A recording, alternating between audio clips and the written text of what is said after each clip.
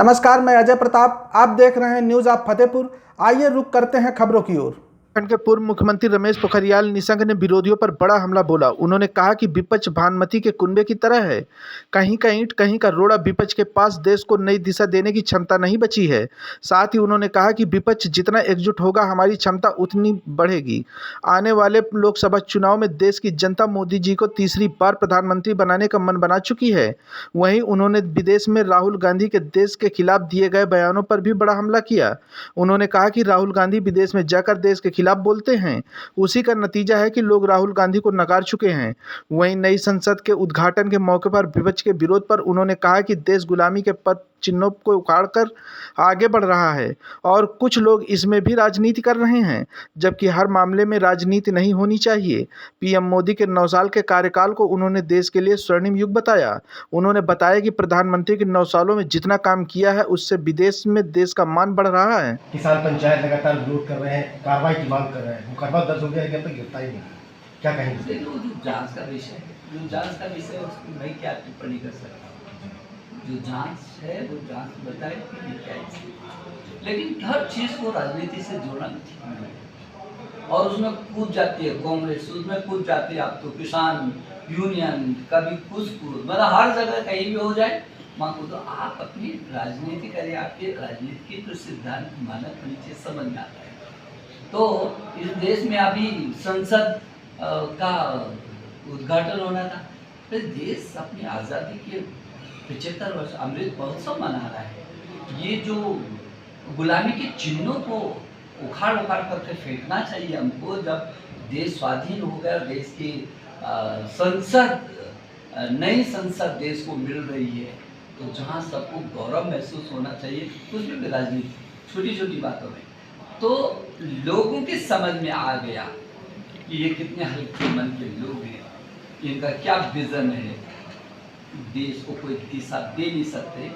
इसलिए मोदी जी अब बच्चा भी इस बात को एहसास करता है, महसूस करता है और वो उस निर्णय के पास पहुंच गया है कि अगला प्रधानमंत्री भी नरेंद्र मोदी ही होने चाहिए।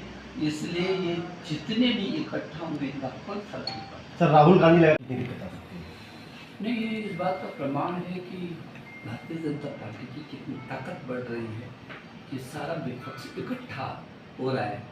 वैसे तो भानुमति का कुनबा है, कहीं का ये कहीं का बुरा, ये जो भानुमति का कुनबा जुड़ा, ये जो भानुमति का कुनबा है ये कुछ वो जुड़ता है, एक सेकंड में कब टूट जाए उनको भी पता नहीं रहता है।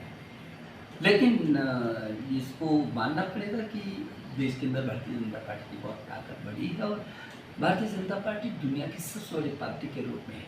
यदि देखेंगे तो दुनिया की सबसे बड़ी पार्टी भारतीय जनता पार्टी की ऐसा यशस्वी प्रधानमंत्री मिला है जो गरीबी को अच्छे से जानता ही नहीं है, जिसने गरीबी से उठ करके और गरीब के उत्थान की दिशा में आगे बढ़ा हो और राष्ट्र को उसके शिखर तक पहुंचाने के लिए इस देश को एक महाशक्ति के रूप में उभारने के लिए चाहे आर्थिक क्षेत्रों, कितनी खुशी की बात है कि आज इस देश की जो अर्थव्यवस्था है, जब अमेरिका जैसे देश उनकी कमर टूट रही हो, तब हिंदुस्तान जैसा देश अपनी अर्थव्यवस्था और सशक्त कर रहा है और $5 ट्रिलियन की अर्थव्यवस्था की ओर दौड़ रहा है।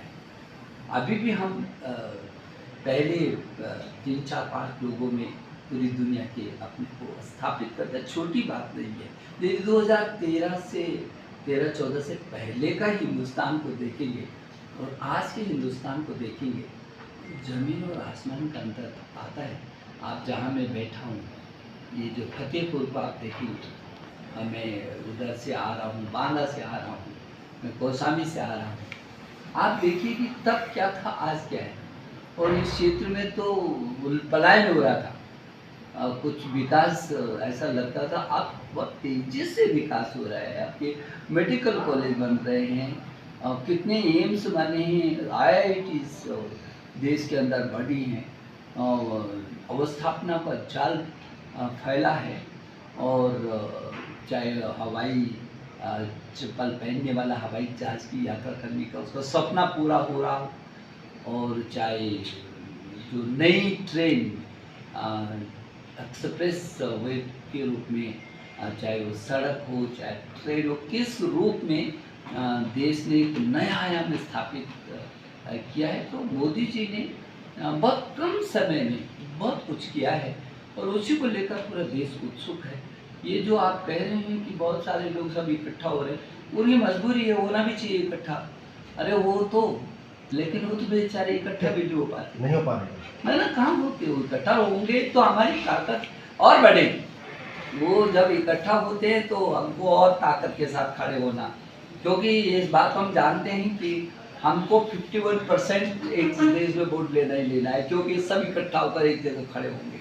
सर, ब्रिजभूषण सिंह इस समय